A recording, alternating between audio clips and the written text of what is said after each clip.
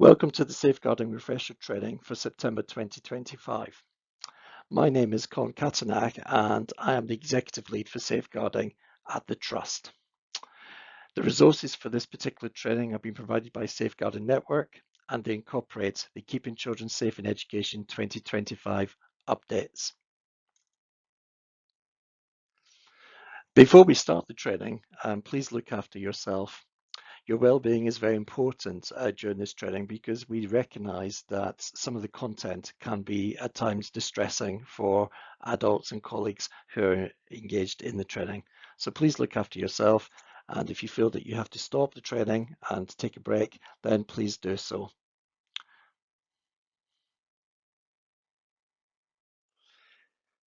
In today's training, we will learn what safeguarding is and what our particular role is in keeping children safe in the settings that we work in. We will also learn about the different types of abuse and what we may see with children in our settings. Thirdly, we will also learn how to report concerns, particularly in terms of how we work closely with our DSLs, our designated safeguarding leads within our schools and settings. And finally, we will look at some specific safeguarding issues, including updates from the Keeping Children Safe in Education 2025 document.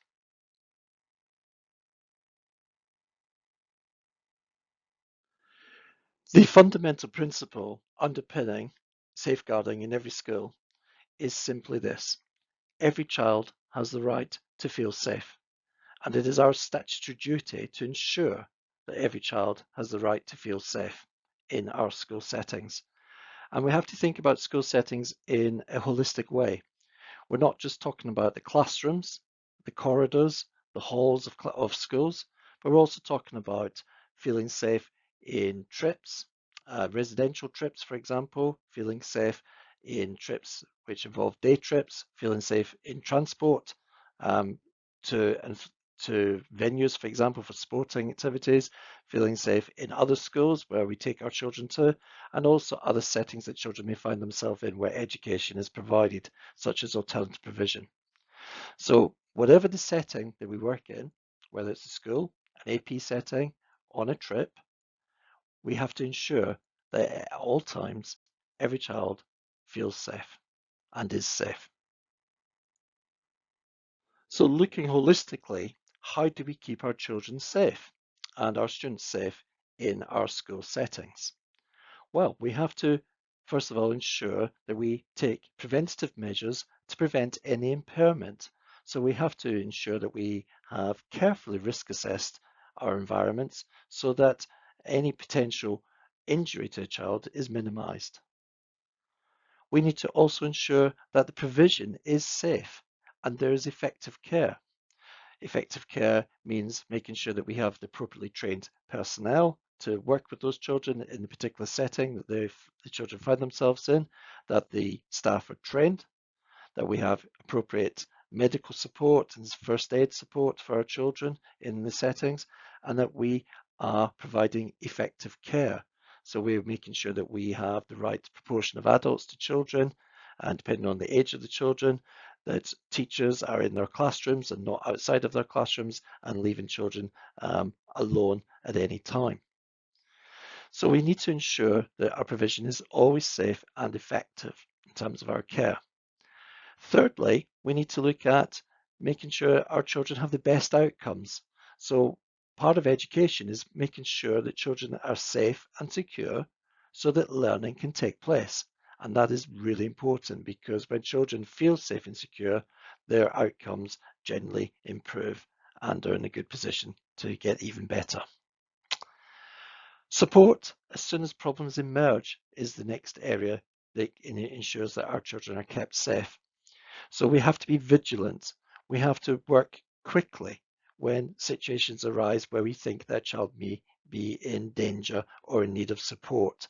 It's vital that we do not procrastinate. It's vital that we do not turn a blind eye to any issues of concern that we may have, and that we report those concerns or take the necessary actions to support that child's well-being and safety. We also have a duty of care to ensure that we protect children from maltreatment and abuse. That's within the school setting, but also importantly, if we suspect that in another setting, perhaps in the home or another setting that the child attends, where a child may be a victim of abuse, and we need to be vigilant for the signs of that abuse.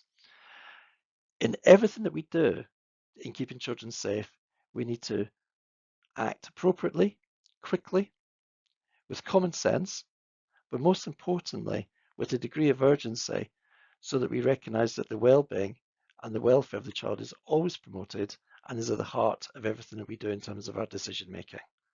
So it's very important that we keep all of these things in our heads when we're working with children in the variety of settings that we may find ourselves in. It is absolutely vital that we are trained.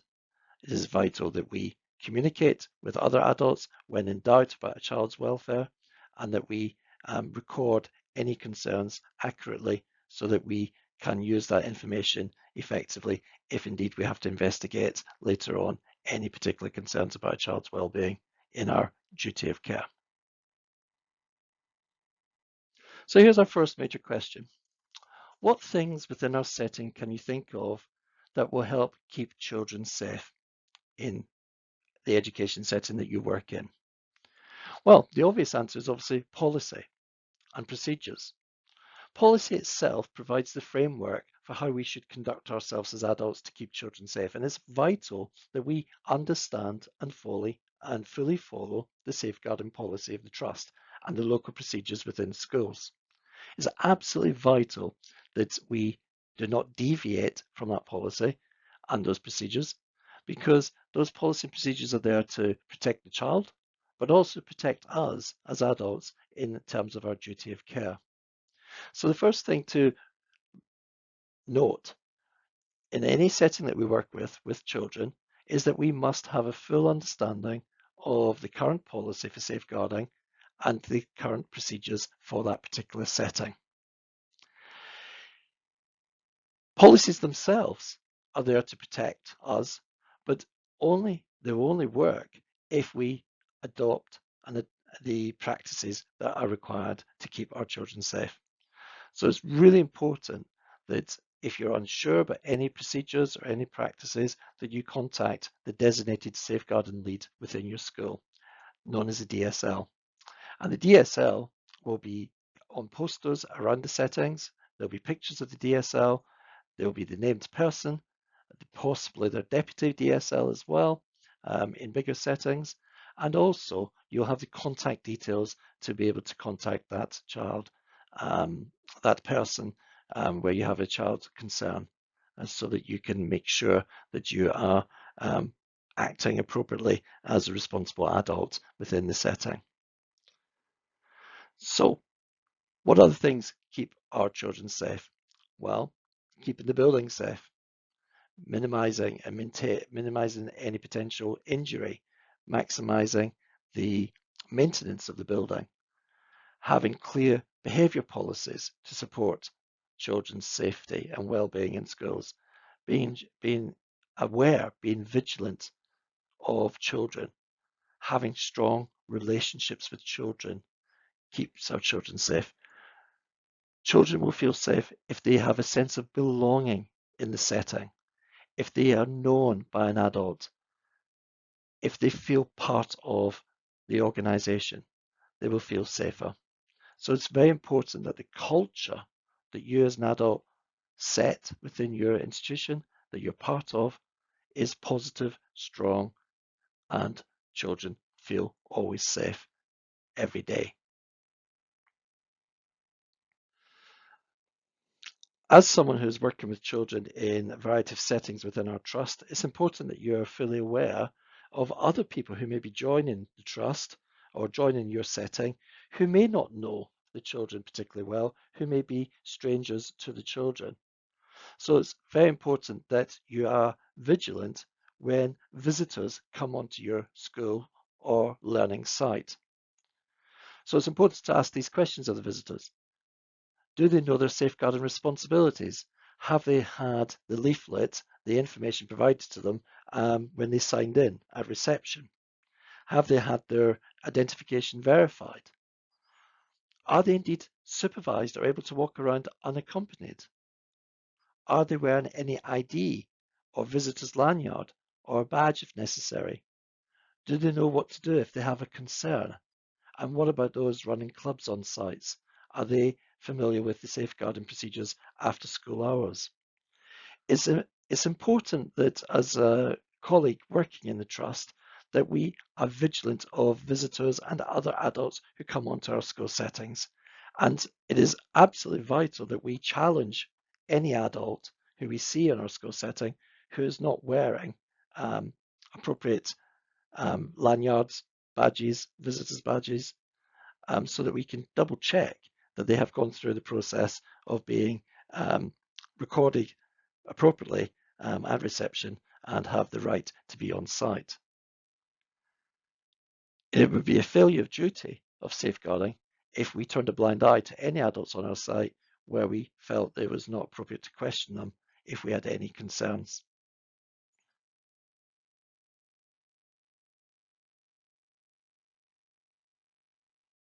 So now we're going to turn our attention to a fundamental question with safeguarding, and that is the topic of abuse. So what is abuse? Definition of abuse is that it's maltreatment of a child. It's inflicting harm by failing to act to prevent harm. Abuse can be physical, can be non-physical, or it can be by witnessing ill treatment of others. It can occur in a family, it can occur in an organization, or in a community setting. It can be done by those known to the child, or more rarely, by others who are unknown to the child. Abusers can be an adult or adults of another child, or children themselves can be abusers. It can happen online, or abusers may use technology to facilitate offline abuse. It can happen directly, face to face. It can happen in any setting. It is absolutely crucial that you understand that abuse, it takes many different forms, and now we will look at those particular forms in a little bit more detail. So here are the four main categories of abuse: physical abuse, neglect, sexual abuse, and emotional abuse. Let's take each in turn. Physical abuse can take many different forms, but it obviously involves harm and injury to a child from a physical perspective. It may be looking at a child who has a particular injury that's unusual, particular bruising. Maybe that child is got a cut, a bruise that's not been accounted for clearly by the child. It may be physical abuse where it's over a sustained period of time. Neglect. Neglect can take many forms. Children may experience neglect in terms of not being nourished properly by having regular meals.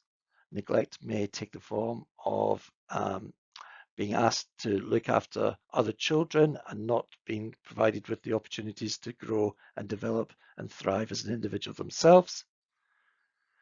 Sexual abuse may take many forms. It may be online sexual abuse. It may be direct sexual abuse with the child. Emotional abuse could be emotional neglect. It could be harming a child by not providing the child with its basic needs. Emotional abuse could also be, for example, bullying and segregating a child from a situation where they should be in an appropriate social setting.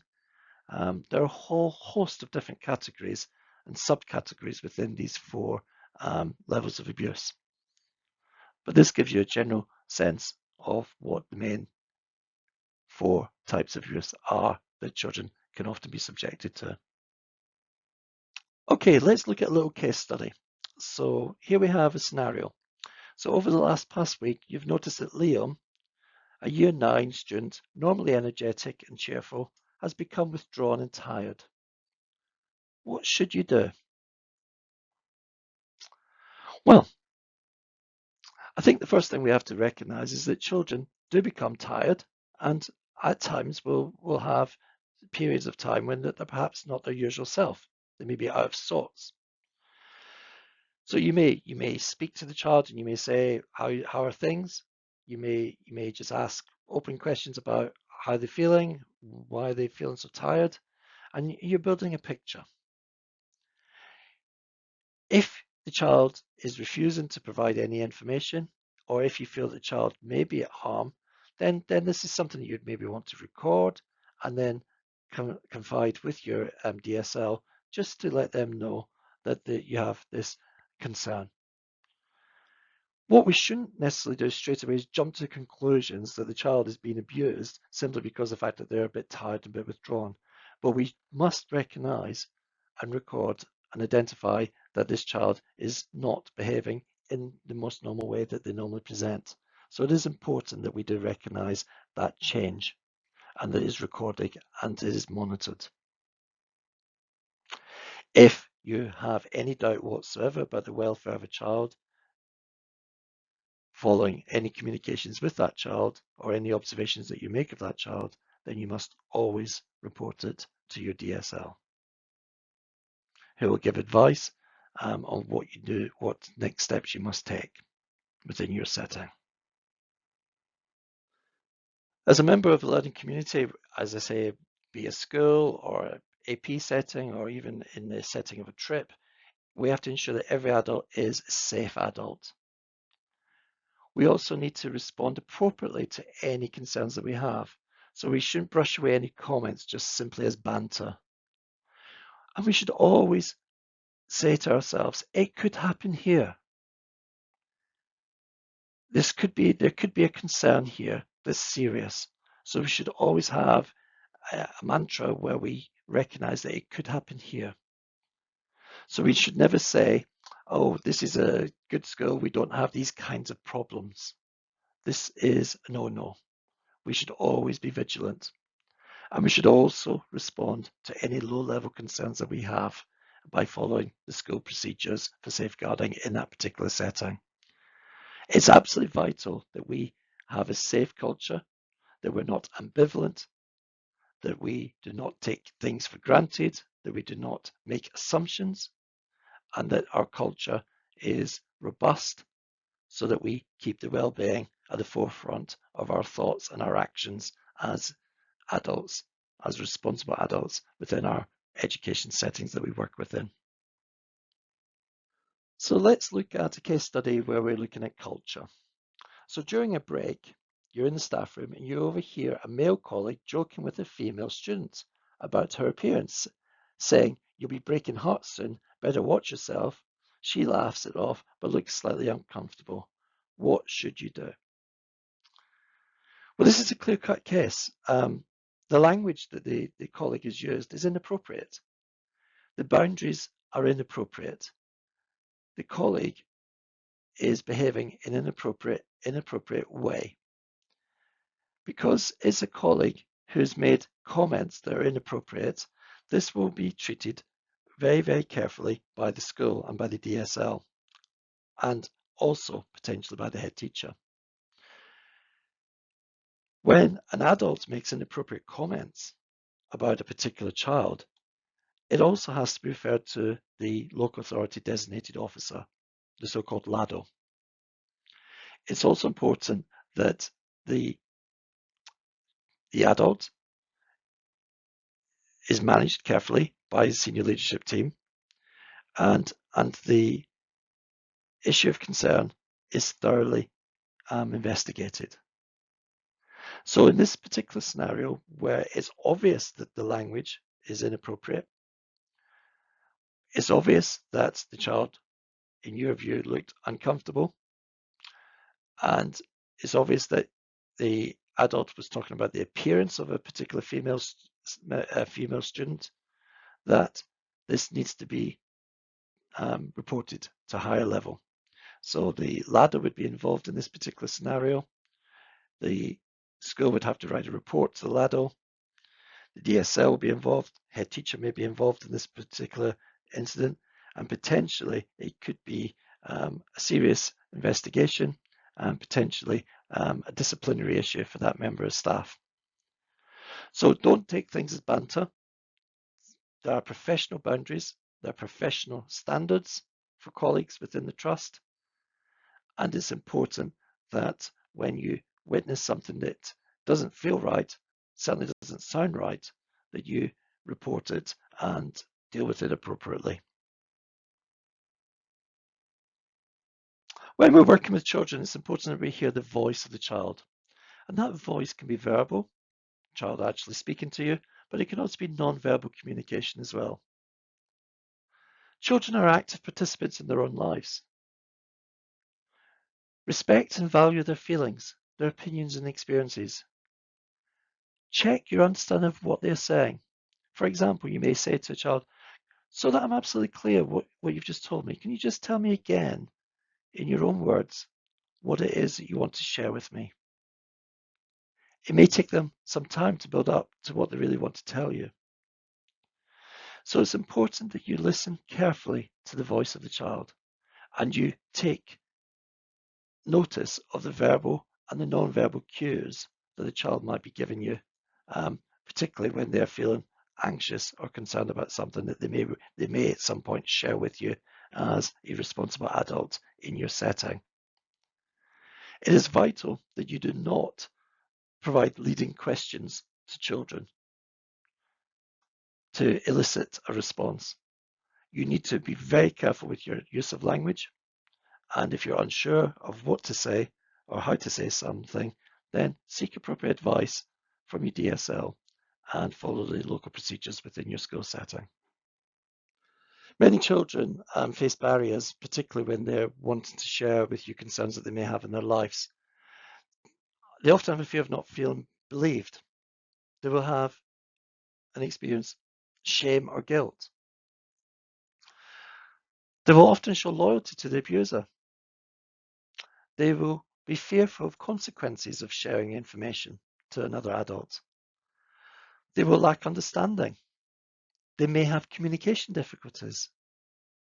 They may not trust adults and feel that there's no one they can go to get help. They may have had previous negative experiences, and there may be cultural or societal pressures that are preventing them from sharing their concerns. So it's really important that you, as a responsible adult in an education setting, understand some of the barriers that children may face when possibly reporting worries and concerns that they have about their well-being. So you've witnessed something about a child, an observation, you've seen a bruise, you've seen something that concerns you, or a child has disclosed something that's concerned you. What do you do? Well, you need to record the information. You need to follow the procedures for recording as outlined in the policy for safeguarding in your setting. Record keeping is an important part of safeguarding. Effective records can help identify patterns and concerns, which might be missed if we don't have systems in place. Every piece of information might be part of a bigger picture. Now, within our different settings, we have different processes for recording, and we often use electronic means for recording, using software, for example, CPOMs. And it's important that you work with colleagues within the school and understand what your responsibility is for recording any concerns in the institution that you work in. So here's another scenario. We've got Jonas. Jonas is a year 10 student. He's in the corridor. He said he's done nothing wrong. However, he was sad and he was scared. Even though he never said it, from what he was saying, it was his father that he was scared of. It was at the end of the day and he didn't want to go home. There is knowledge that his dad has a drink problem and that he doesn't necessarily look after Jonas particularly well, often flying into rages when when he's drunk, and Jonas is often the target of his anger. So what would you do in this scenario where Jonas is scared and sad and doesn't want to go home? This is a tricky one because you may feel that it's important for Jonas to go home. But actually, if Jonas is scared and is feeling very sad and upset about going home, then there's a concern here, a concern that the ESL needs to deal with, a concern that you as the responsible adult need to record and follow school procedures. It may be that this will be escalated to a higher level. Maybe that Jonas doesn't go home to his father that night. It may be he goes to another safe adult's home, a relative, for example. It may be that the DSL may need to get advice from social care. It may be that he is provided with alternative accommodation for the night with a neighbour. There's all sorts of scenarios here that we need to consider for Jonas. What's important is that you listen to Jonas, that you act appropriately, and if in doubt, you make sure that you speak to the DSL and you record this concern. What's important is that Jonas must feel safe and must be safe.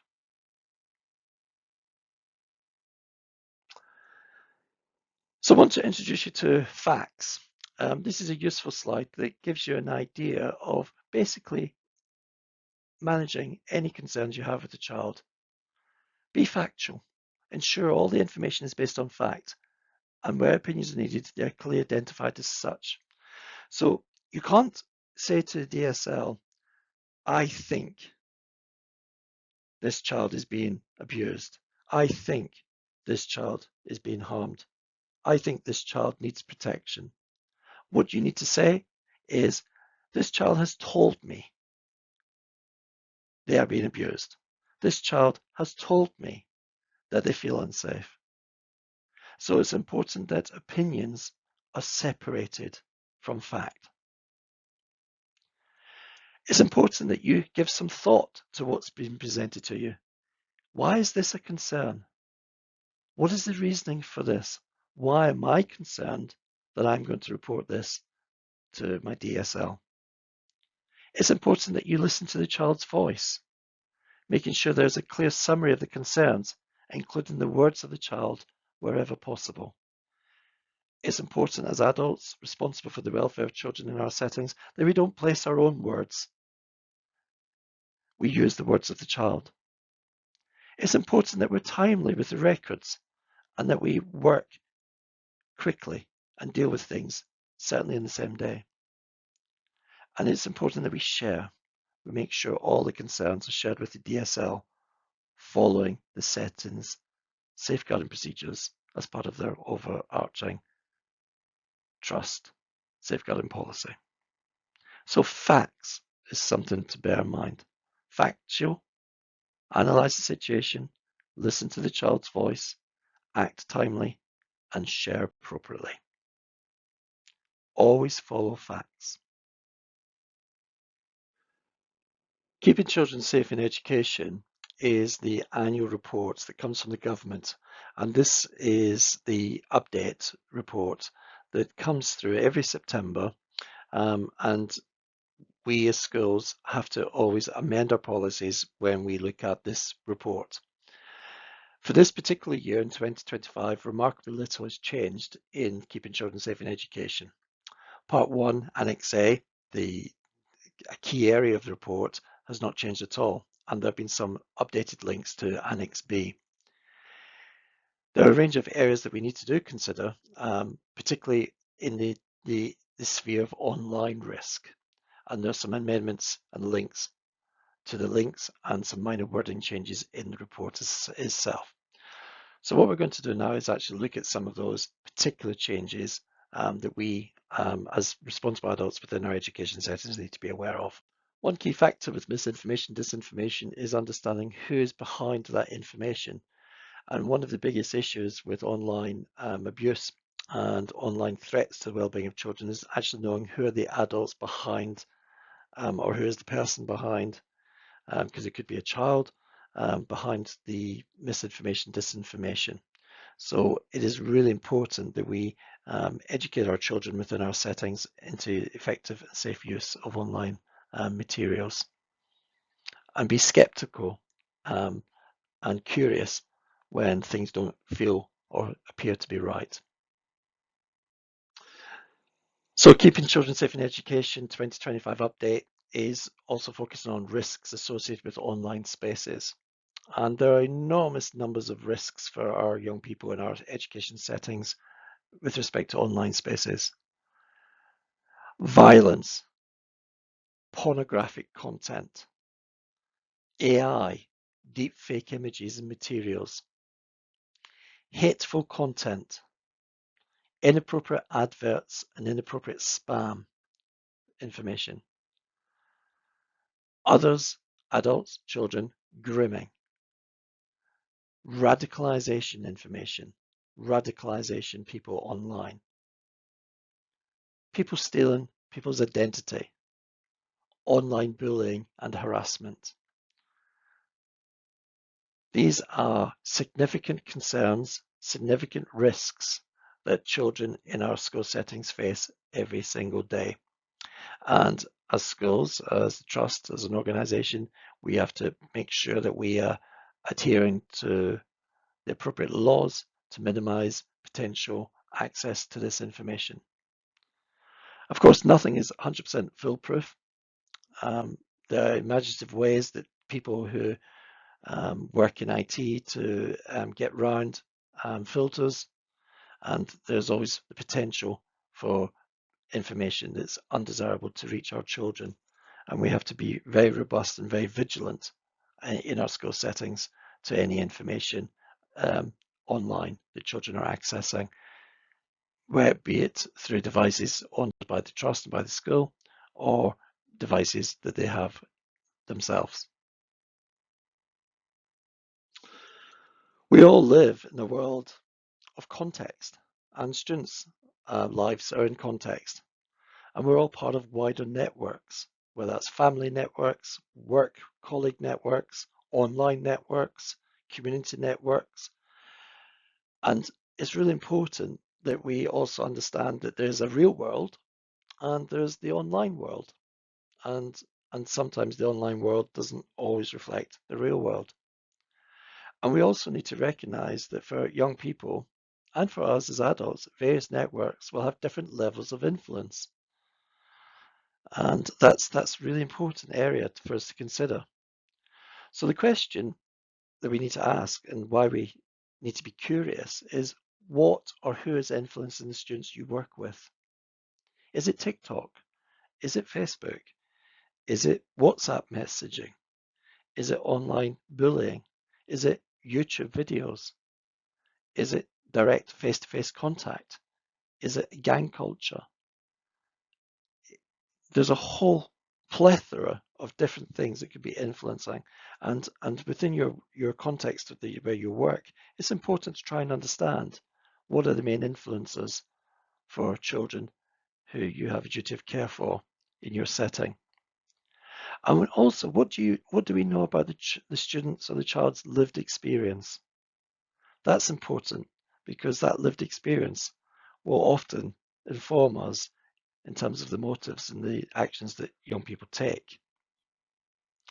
So when we're looking at safeguarding in terms of online and wider networks, we need to consider who are the influencers. So we're coming to the conclusion of this training, and we have to ask ourselves, what are the key messages? The first one is simple. Always put the child first. Always. If in doubt, follow fact and contact the DSL. Think the unthinkable. Don't be blasé about what is shared. Don't feel constrained and think these kind of things never happen in our context. We're a good school. Think the unthinkable. Always keep accurate records. Do not keep things to yourself. Share information. Follow local procedures. Follow the policy for safeguarding. Work in partnership with your team and parents. There may be times when you're asked to provide information. It may be times when you're asked to submit information.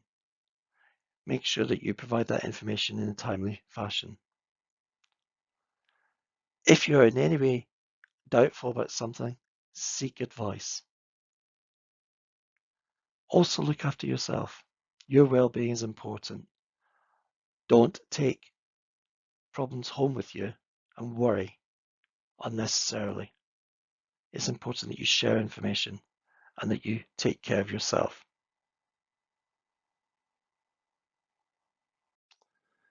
So, what are your action points from this training? Time. Take time to read and make sure you understand the guidance and your settings, policies, and procedures for safeguarding. Policies and procedures vary in our different settings in terms of emphasis sometimes because of the nature of the children we work with. So the procedures in our special schools, for example, may be adapted for the needs of those children, which are different from a mainstream setting. But the policy is standard. It is important that you understand the trust policy and that you follow that policy. It's important that you understand the procedures for the setting that you work within. Be responsible and create. Be part of a culture where children can speak out or share their concerns with staff. Behave always in an appropriate way. Use appropriate language. Have appropriate boundaries with children. Knowledge. Know. Know the signs and indicators of abuse and neglect, including online concerns. Respond to those concerns and indicators appropriately. Follow fact. Report and record your concerns, including concerns about other adults who work in your setting. If you're uneasy about the behaviour of another adult, it is appropriate for you to report that according to the policies and procedures within your school. It's important that you do not turn a blind eye to any concerns about the professional behaviour of adults in the setting that you work within. Always report and record your concerns in a timely manner. Always speak to the DSL if you have any concerns or worries about any procedural issues that you must follow. Commit to be self-reflective and learn. Commit and engage in professional development. Be curious about safeguarding.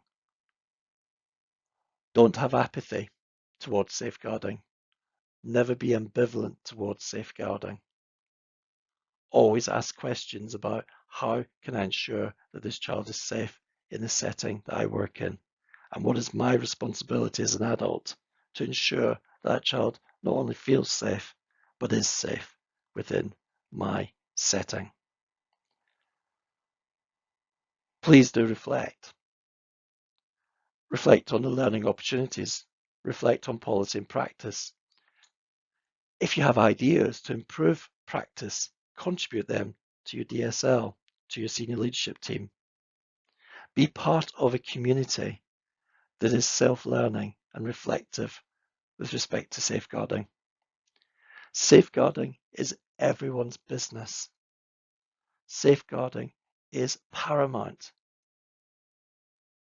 It is important that we get it right and that we look after our children and we don't allow children to slip through any cracks because we have not been vigilant, or we've been ambivalent, or we've thought it can wait until tomorrow.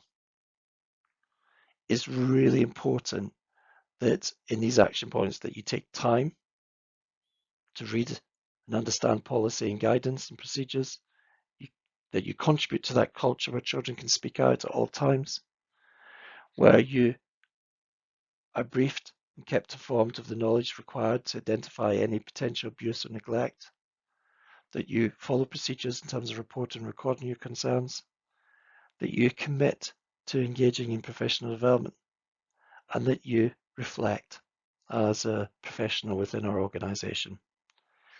By doing all of those things, you will actively contribute to a culture where safeguarding is paramount and where safeguarding is effective, where children will feel safe and will remain safe. So we've come to the end of this refresher training, and it's important in my final concluding comments that you reflect very carefully from this training, that you put into practice what you've learned, and that where you have any concerns or worries about your role within your setting, or the role and responsibilities of others within your setting that you may have witnessed, that you discuss these with appropriate people within your setting, primarily the DSL, but it may also involve talking to your line manager or senior manager within your school setting where appropriate. My final thoughts are that as you start this new academic year, is that safeguarding is absolutely vital in our role as responsible adults. We're in loco parentis, so we have to look after our children in our school settings as if they're our own children. And it's important that safeguarding is at the heart of our decision making, and it's important that we are vigilant when we think that there are concerns that a child has or a child is reporting, or we're concerned about the behaviour of another adult within our school setting. I hope you found this useful training. If you require any more information about safeguarding, there are lots of networks, online networks that you can look at. Safeguarding Network has its own website. The website information and the contact phone number to learn more about safeguarding is here. You can always talk to your DSL. You can always contact me directly if you'd like some information about safeguarding. But I wish you well in your job this academic year. And as always, at the forefront of your mind, keep every child safe.